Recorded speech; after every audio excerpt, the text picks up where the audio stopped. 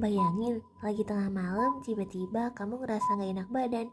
Dokter gak bisa dihubungi, rumah sakit pun jauh. Terus kamu selfie dan minta AI buat diagnosis. Memangnya bisa? Assalamualaikum warahmatullahi wabarakatuh. Sebelumnya perkenalkan saya adalah absen 7. Saya Fajar Wahyu Saladin, absen 8. Saya Akmal Faris, absen 1. Saya Razifan Harusman, absen 28. Saya Talita Fauzi, absen 34. Saya Lia Fikanela Maharani, absen 24. Kali ini kita berdiskusi tentang penerapan AI di bidang kesehatan. Bagaimana menurut Akmal? Jadi menurut saya bagus karena di dalam bidang kesehatan ini AI dapat membantu para tenaga medis untuk mempercepat mendiagnosa penyakit yang dialami pasiennya. Contohnya dalam sehari dokter biasanya menangani 4 pasien. Dengan adanya AI ini, dokter bisa menangani 10 pasien dalam 1 hari.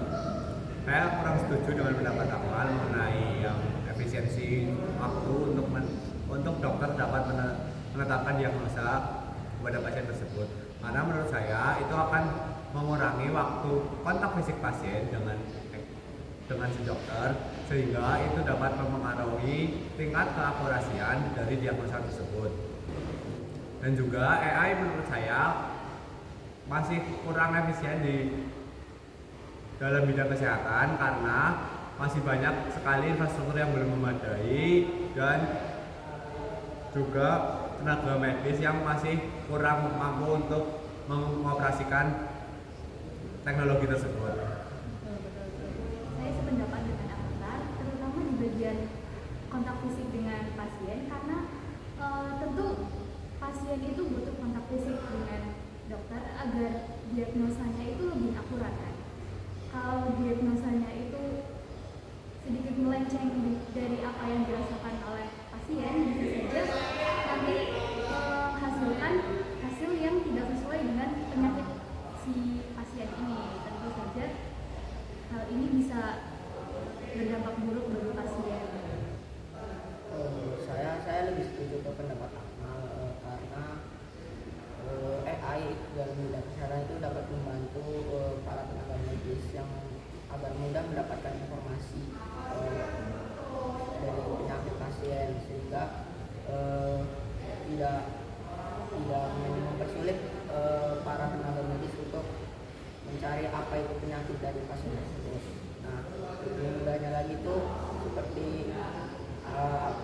aplikasi Halodoc itu ketika pasien yang sedang sakit tidak perlu ke rumah sakit, jadi lewat aplikasinya saja. Jadi dengan lewat aplikasi tersebut itu akan mempermudah pasien dalam menganalisa penyakit dan apa obat yang digunakan untuk pasien tersebut. Ya semua orang tahu lah sekarang ya ini kan luar biasa sekali. Kita bisa upload PDF-nya dari Prodia gitu.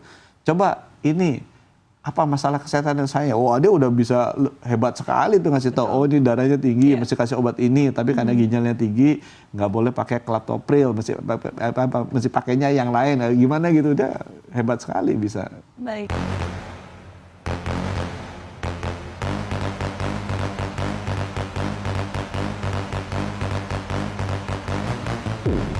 Menurut saya tidak setuju dengan apa yang dikatakan oleh Akmal dan Razif, karena untuk keakuratan itu masih kurang, dimana ketika mungkin ada penerapan di beberapa aplikasi kesehatan seperti Halodoc, ketika ada seseorang yang mengeluhkan tentang penyakit mungkin flu, batuk, ataupun hal-hal yang mungkin ringan dan bisa dikeluhkan secara narasi. Tetapi ketika hal itu mungkin diterapkan pada masa-masa COVID-19, apakah hal itu akan sangat tepat memberikan penyakit yang signifikan dan benar? Karena waktu COVID-19 saja itu adalah sebuah wabah baru bagi masyarakat Indonesia yang tentunya dokter belum bisa menganalisis dengan baik pada saat itu. Sedangkan jika AI diterapkan pada masa itu, maka AI tidak bisa memberikan akurasi yang tepat.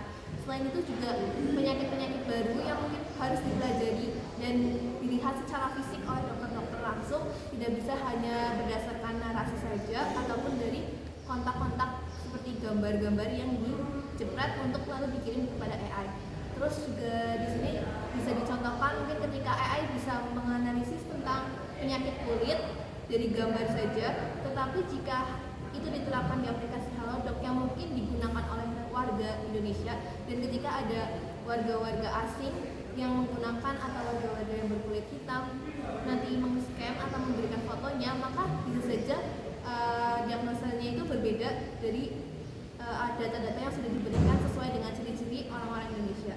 Di beberapa kasus, hasilnya cukup menjanjikan. Misalnya ada aplikasi yang bisa mendeteksi risiko kanker dengan akurat. Tapi kalau kamu cuma nanya ke chatbot biasa tanpa konsultasi ke dokter, hasilnya belum tentu benar. Bahkan, selfie dengan pencahayaan buruk atau angle yang kurang pas aja bisa bikin AI salah diagnosis. Kebanyakan AI juga dilatih pakai data dari internet yang penuh bias dan info nggak valid. Jangan lupa, data kesehatan yang kamu masukin bisa dipakai sama perusahaan AI buat melatih model teknologi mereka lainnya. Privasi kamu tuh. Jadi AI emang bisa kasih petunjuk awal, tapi jangan langsung percaya sama hasil diagnosisnya ya.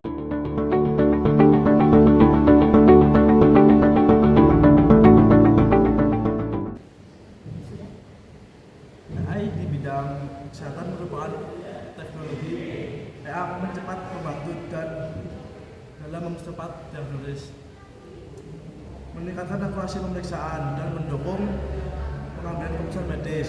Ternyata penerapan AI di bidang kesehatan di sekitar kita belum signifikan karena dari dampak positifnya yang mungkin jauh efisien ternyata bisa mengakibatkan hal-hal fatal seperti keamanan yang belum pasti. Mungkin sekian dari kelompok kami. Mohon maaf bila ada salah kata. Wassalamualaikum